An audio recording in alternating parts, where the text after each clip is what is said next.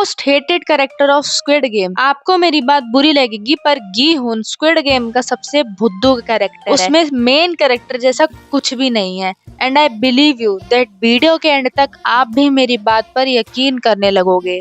गी-हुन को main character में लिया ही इस वजह से गया है ताकि मेकर स्क्विड गेम को सीजन 3 तक खींच सके, क्योंकि अगर मेन कैरेक्टर गी-हुन की जगह सांग-वू होता तो स्क्विड गेम फर्स्ट सीजन में ही बंद हो चुका होता। गी-हुन जो कि हर गेम अपने लक से जीता था, वो भी आखिरी गेम में सांग-वू से हारते हुए रह गया, क्योंकि मेकर्स नहीं चाहते थे कि सांग-वू मेन कैरेक्टर बन जाए। गी-हुन हमेशा हर गेम को अपने लक के भरोसे जीतता आ रहा था, वहीं पर सांग-वू अपनी इंटेलिजेंस और स्मार्टनेस के बेसिस पर हर गेम को जीता और आगे बढ़ता रहा। सांग-वू की मेंटालिटी से हम आज हर कोई रिलेट कर पाएगा, क्योंकि वो एक ऐसा इंसान था जो बिल्कुल टूट चुका था, जिसके बहुत बड़े बड़े सपने तो थे लेकिन उसके पास किस्मत नहीं थी।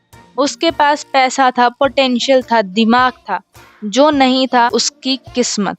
उसकी किस्मत ने कभी उसका साथ नहीं दिया और वो कभी भी किस्मत के भरोसे नहीं रहा।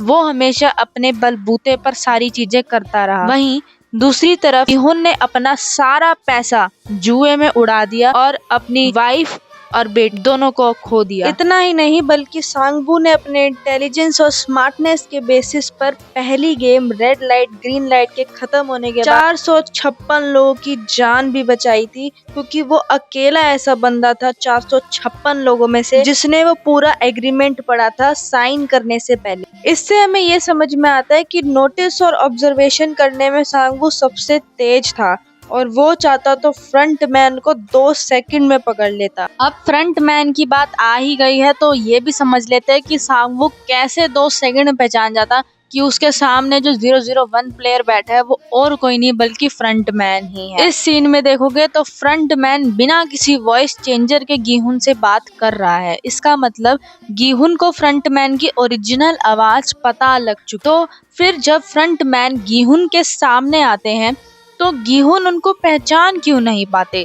चलो ये भी हम मान लेते हैं कि 3 साल एक बहुत ही लंबा गैप होता है, जिसकी वजह से बंदा भूल गया होगा उसकी आवाज को, जो दिमाग में नहीं रहा होगा या याद नहीं रहा होगा। लेकिन जब यहाँ पे दूसरा सीन हमें ये देखने को मिलता है कि फ्रंट मैन गलती से गी-हुन का पूरा नाम ले ले, तब भी गी-हुन उनको थोड़ा सा शक तो होता है, लेकिन वो बाद में फ्रंट मैन के काउंटर आंसर से वो कन्विंस हो जाते हैं। फिर आती है हमारी तीसरी चीज, जिस तरीके से फ्रंट मैन हर गेम को इतनी अच्छी तरीके से एनालाइज करके जिस तरीके से हर चीज को इतना एक्यूरेट बता पा रहे थे और इतना दिमाग लगाकर हर चीज को एकदम प्रॉपरली, तब भी गी-हुन को वहाँ पर शक क्यों नहीं हुआ।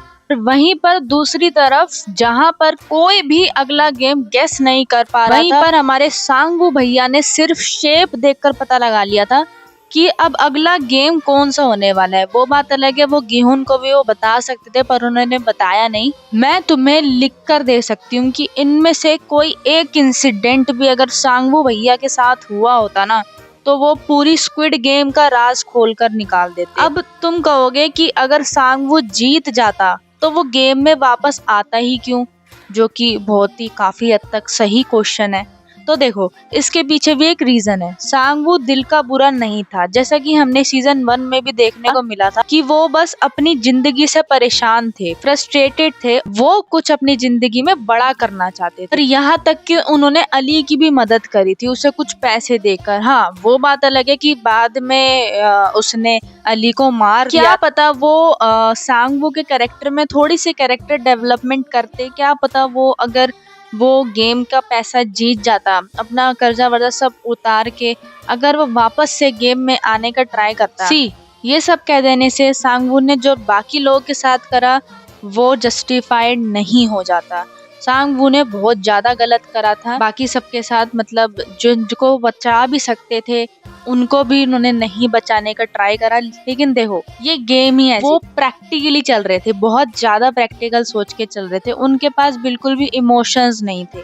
मेकर्स ने कुछ ज्यादा ही गी-हुन को एकदम भुद्दू की तरह दिखाया है अगर वो थोड़ा सा भी उसको समझदार दिखाते तो सीजन 2 में ही काफी हद तक चीजें बदली जा सकती। 218 अगर सीजन 2 में होते तो बहुत ज्यादा मजा आता सीजन। सच्ची बताऊं तो सीजन 1 में आधे से ज्यादा इनका स्क्रीन टाइम ही मुझे अच्छा लगा है। वो बात अलग है इन्होंने विलन का रोल निभाया पर काफी सही था। बहुत ज्यादा इन्होंने प्रैक्टिकल चीजें करी और जो कि आजकल की दुनिया में हर कोई करता भी है, हर कोई प्रैक्टिकल सोचता है। इमोशनली बहुत ही कम लोग होते हैं सोचने वाले। और लास्ट में मुझे इनका ये बात अच्छी लगी, ये गेम जीत सकते थे लेकिन फिर भी इन्होंने खुद ही को मार लिया, सुसाइड कर लिया वहीं पर ही, ताकि गेहून वो सारे के सारे पैसे जीत जाए और गेम बंद ना हो। ऑल्दो सांगवू का एक विलन कैरेक्टर था पूरी स्क्विड गेम में, लेकिन इसकी स्मार्टनेस और इंटेलिजेंस सीरीज को काफी हद तक आगे ले गई और सीजन 1 को हिट करने में इसका बहुत ही बड़ा रोल था। वहीं पर गेहून का कैरेक्टर इतना ज्यादा काइंड और सॉफ्ट हार्टेड दिखाया गया है कि उसे विलन में भी अपना दोस्त दिखाई दे जाता है और वो डिफरेंशिएट नहीं कर पाता कि कौन विलन है और कौन उसका सच्चा फ्रेंड है। और ये बात भी काफी हद तक सही है कि हर कोई अगर गेम जीतकर पैसा लेकर जाता रहेगा तो इस गेम को बंद कौन करवाएगा। तो किसी ना किसी को तो आगे आना ही होगा ना इस गेम को बंद करवाने के। वही है हमारे गेहून भैया जो इस बार इस गेम को बंद करवाने के लिए आए हैं। और अब देखेंगे हम सीजन 3 में ये क्या बवाल मचाने वाले हैं। अब मिलते हैं आपसे अगली वीडियो में, तब तक के लिए गुड लक।